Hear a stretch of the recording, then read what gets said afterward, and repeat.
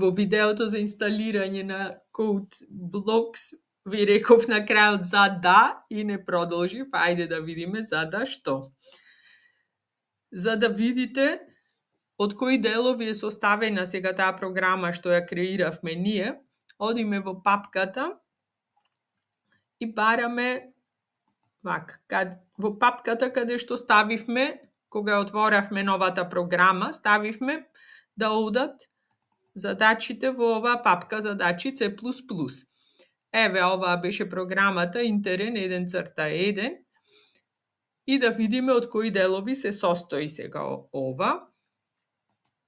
Еве, имаме овде од кои делови ќе биде креиран проектот ваш, ќе се состои проектот креиран во CodeBlocks.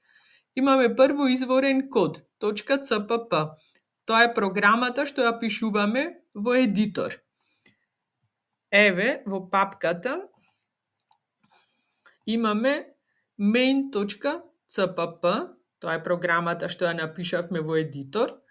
Понатаму имаме со компајлерот, оваа програма се преведува во објектен код и се креира файл со наставка .o или .obj. Овде, еве, папка obj, ја отвораме и еве внатре main.o. Ова е објектен код, програмата преведена и уште ни треба линкер. Сите овие се содржат во самиот CodeBlocks. Кога ќе притисните build and run, цел овај процес се извршува и на крајот се добива извршен код .exe или executable. Еве го овде во bin. Еве го интерен 1.1. За да ја видите наставката, одите на десен клик, Properties и еве имаме .exe, тоа е апликација интерен 1.1. Извршен код. Извршниот код може да работи независно од интегрираната околина за програмирање.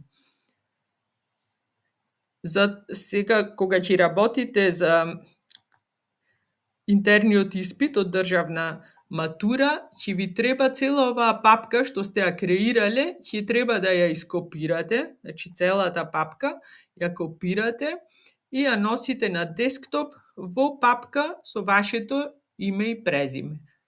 И за сите задачи го правите ова истото.